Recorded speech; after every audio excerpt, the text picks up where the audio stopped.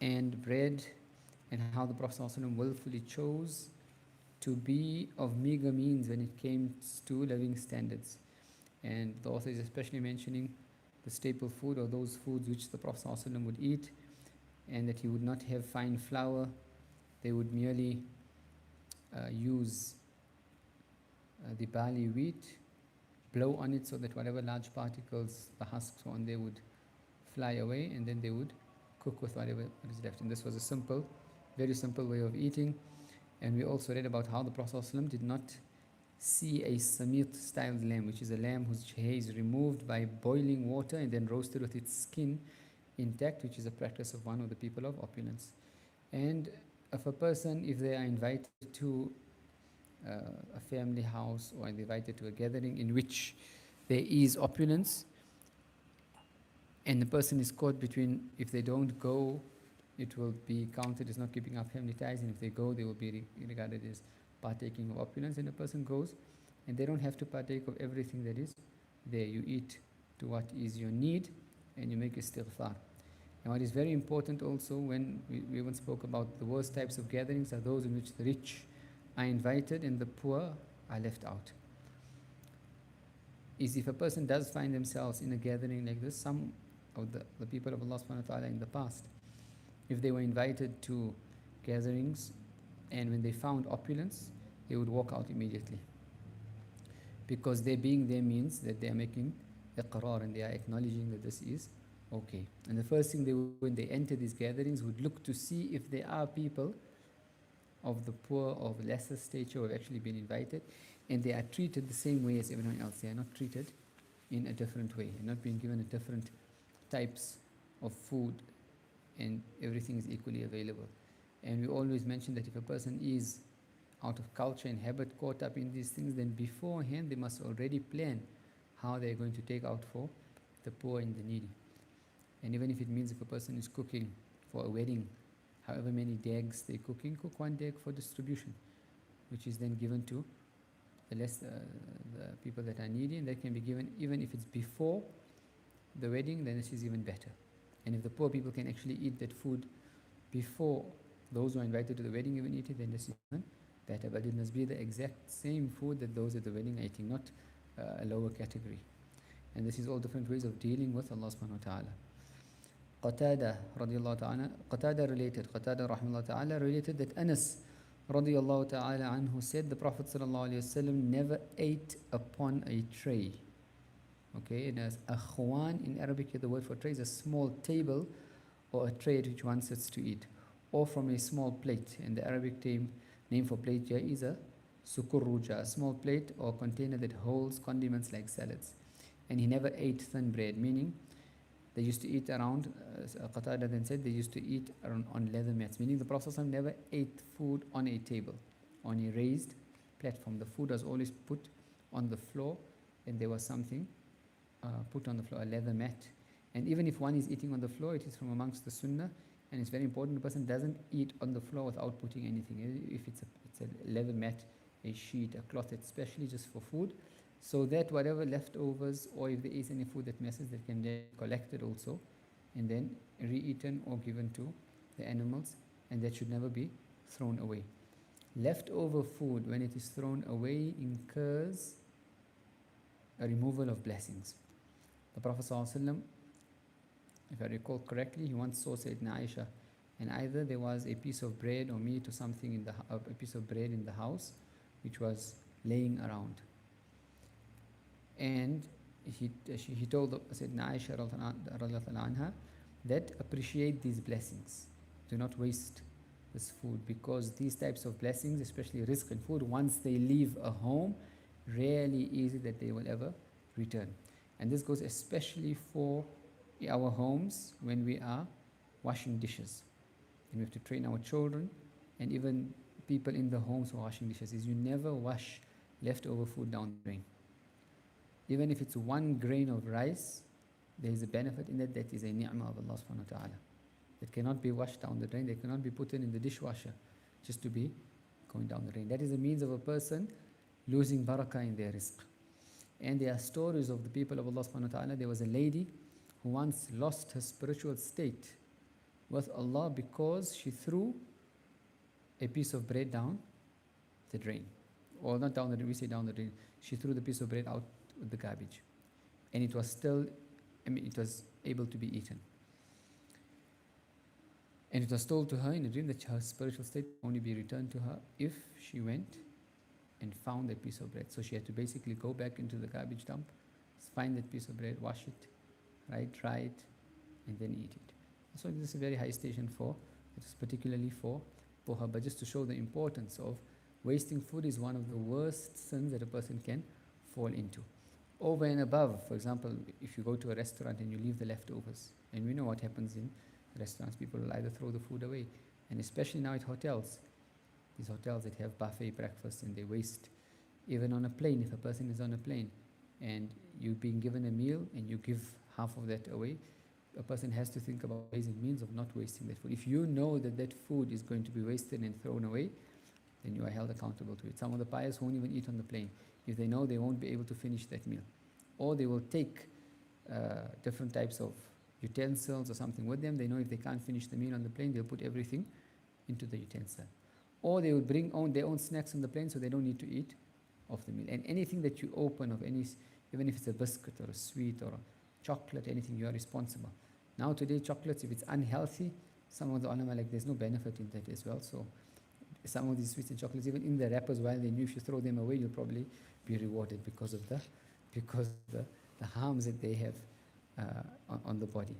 But especially when it comes to food, leftover rice, leftover chicken.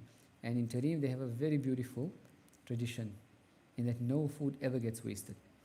Even in Dar Mustafa or Dar Zahra, when the students would eat, you go to weddings, right?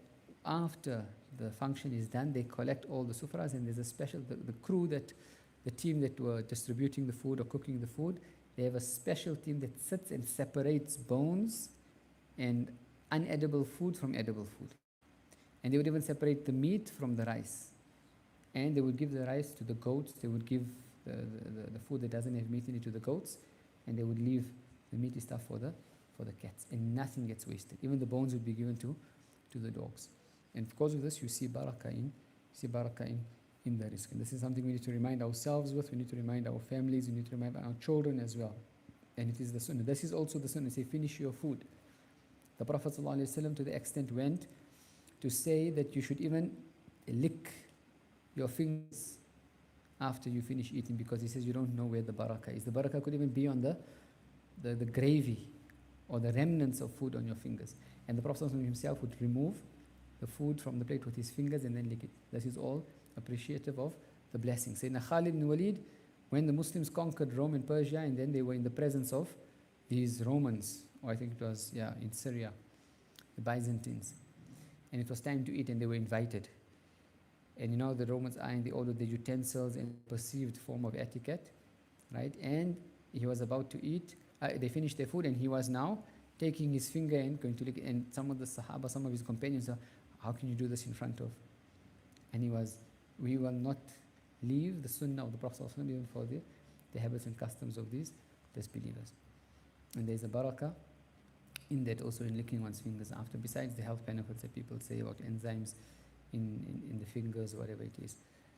But the reminder here is wasting. And a person is taken to account for wasting, especially for food, over and above any other forms of waste. It's water. The Prophet ﷺ said, do not waste water even if you are at the riverbank. Even if you're at a river and the water is flowing, you're not allowed to waste water there. So even when you're washing dishes as well, how do you wash dishes? Right? Do you just let the water flow? And obviously, alhamdulillah, we have the blessings of taps. At the very least, the person, if he's doing something, he acknowledges that I'm falling into something wrong, and they make istighfar and they try their best. Now, Qatada related that Anas radiallahu ta'ala anhu said the Prophet sallallahu alaihi wasallam never ate upon a tray or from a small plate, and never ate thin bread. Thin bread meaning fine bread. Eating on a table also, there's nothing wrong. It's not against the Sharia. Now, this is also another point that we mentioned. A person might be brought up in a home, or they might be practicing the sunnah in that they're eating on the floor. Right? And this is according to the sunnah of the Prophet ﷺ. Does it mean eating on a table is wrong? Absolutely not. Does the Sharia allow a person to eat on the table? Yes, of course, no problem at all. And there's nothing wrong if a person eats on a table.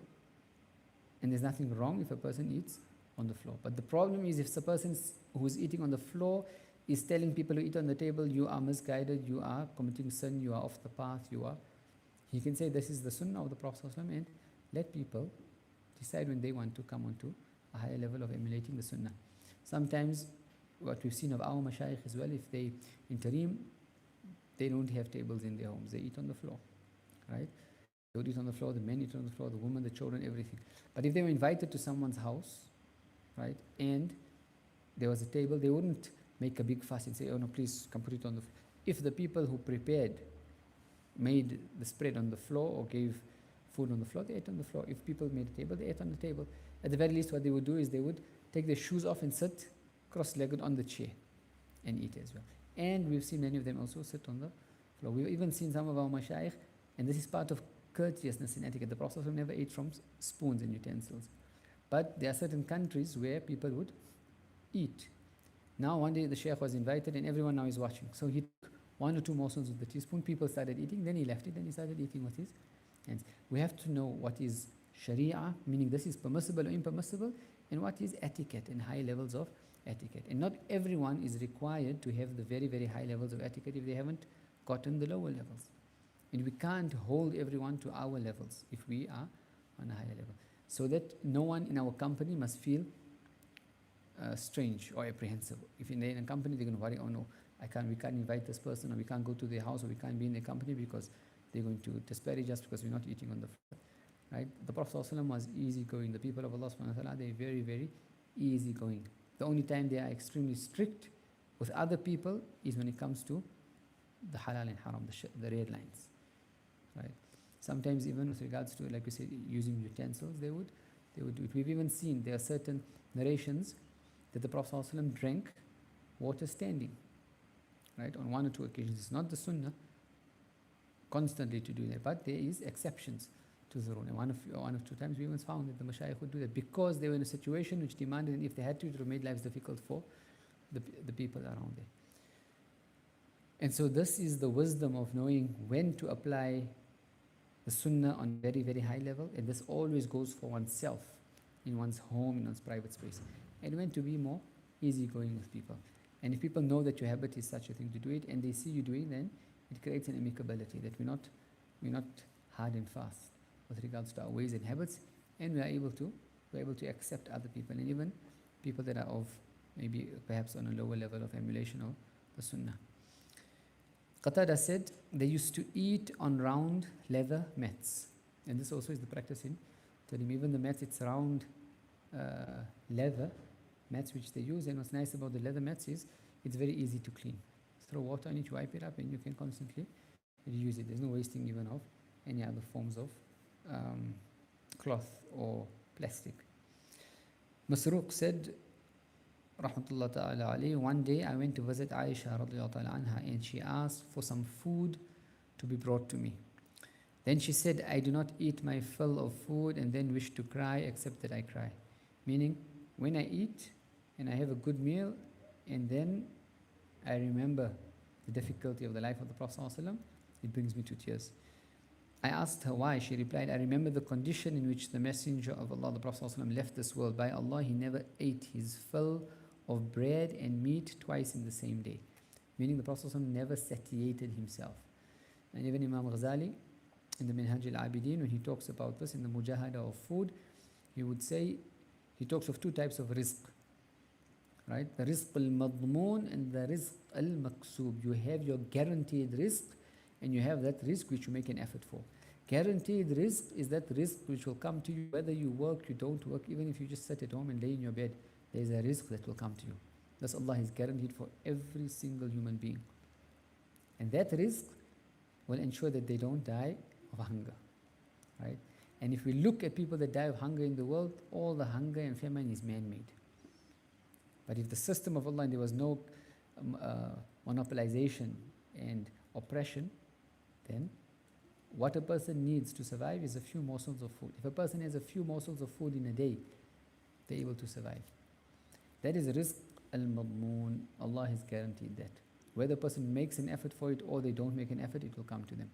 And then there is the rizq al-maksoob, and this is which a person goes out of their way and then they will only get that which Allah has written for them. So some people, they go out, they want to live a luxurious lifestyle, they go and they have to work, right? But unfortunately we find, and sometimes the poor people are amazed when they find this out, that he says, as we say, I'm driving a jalopy and I don't have enough money to pay for petrol, and that guy is riding a Ferrari, but he's in debt because he's taken it, and he's living a high lifestyle, but his entire life is in debt, and meaning he's poor. You're only rich if you have access and you have no debts, and you can pay and you can live, and you don't need what they call passive income. But as long as you're in debt, you're living a lifestyle, and this is how they train people to live. You live in debt, right? So you're not actually rich. That's just an image that we're creating for people to think that you're living in a lifestyle. And COVID was the exposure of this. How many people, right, were living lifestyles, and now when COVID hit and people weren't able to pay their debts off and whatever they fell into, and then their possessions had to be, or they were dispossessed of their possessions, etc. A person never lives beyond their means and should never put themselves into debt except in exceptional circumstances. The best training we can give our families and our children is that if you don't have that wealth in your hand, what you want is not meant for you, right? If you want something and you don't have the wealth to pay for it right now, and it's not an exceptional circumstance that you need it, where you would need to borrow whatever, it means it's not meant for you, meaning live in the economic bracket that you are able to. And this is extremely difficult mujahada for people if they brought up just everything that they see they want. And this is what the banks and this is what the financial system want people to do, is live this very high lifestyle, keep in debt, and you are now enslaved. And as long as you are in debt, even when you under exceptional circumstances, if you are in debt, you never have peace of mind. Abu Hurairah radiallahu ta'ala anhu said, the family of the Prophet ﷺ never ate their fill 3 days consecutively until his soul was taken. Right? They would remain willfully and consciously in a position where they never ate their fill. And this is also great mujahada, is to never eat to your fill. Even if you eat 3 meals a day, it's fine. Stop eating before you feel full. Leave out some of the snackings and leave out some of the things in between. And this keeping this emptiness in the stomach has a huge secret in it, in keeping the ruh alive. As soon as you overeat, the ruh is killed. You feel lethargic. There's no himmah, there's no determination to even want to do ibadah. And the sign that you've overeaten is that you feel lethargic after that. You have no energy to want to do anything. You just want to sit, you just want to lie down, you just want to sleep. Whereas if you eat and you still feel energetic and you're able to do, work, and there's still an impetus for ibadah, that means you haven't overeaten.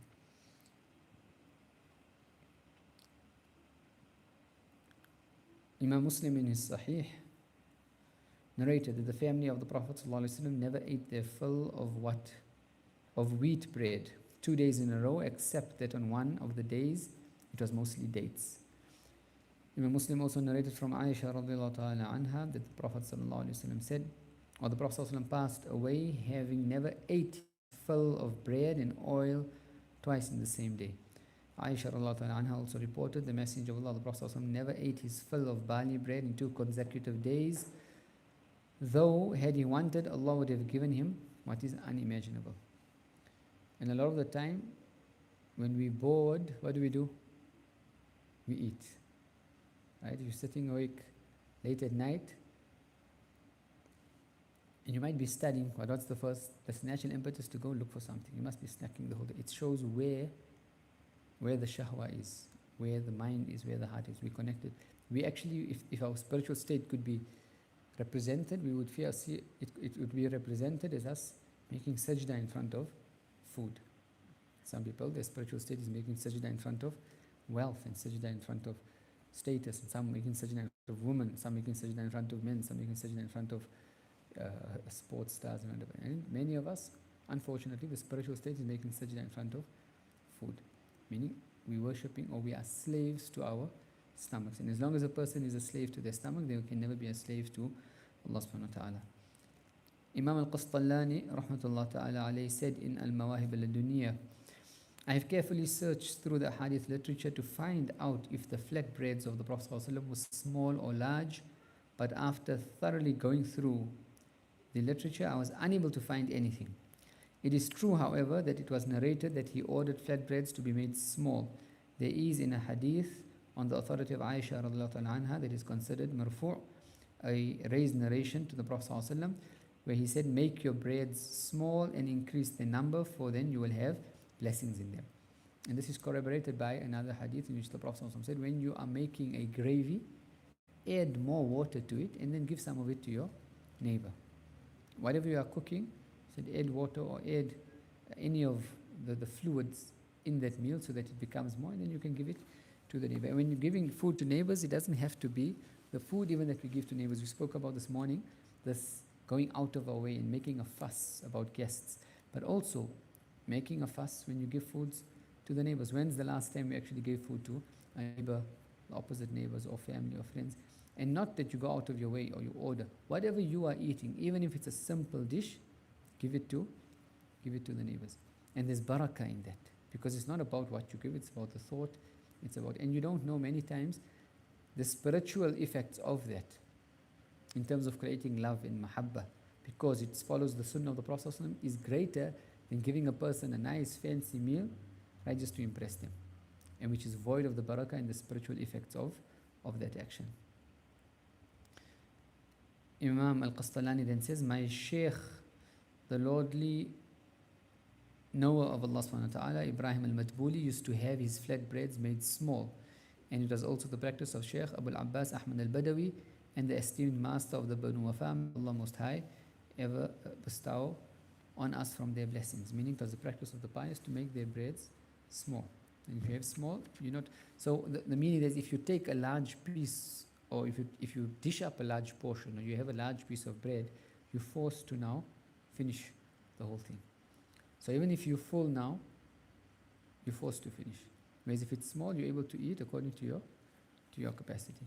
Sheikh Ibrahim al-Madbuli is one of the famous saints of Egypt and the spiritual teacher of Imam Abdul Wahhab al-Sha'rani. A collection of his spiritual counsels is found in al-Sha'rani's 2-volume collection, Al-Akhlaq al-Madbuliyah. And Sheikh Ahmad al-Badawi is one of the most famous saints in all of Egypt, originally from Fez, Morocco. Imam al-Badawi settled in Egypt and was known for his spiritual charisma and miracles, and he's buried in Tanta.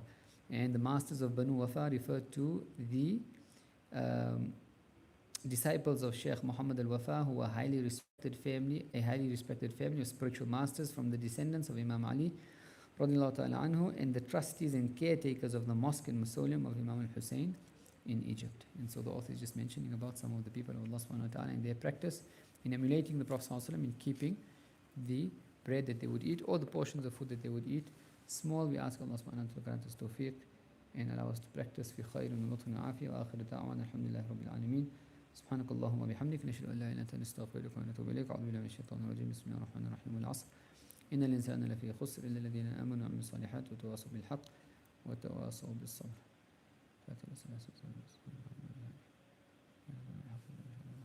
والى حضرة النبي سيدنا محمد صلى الله عليه وسلم. الفاتحة. أعوذ بالله من الشيطان الرجيم. بسم الله.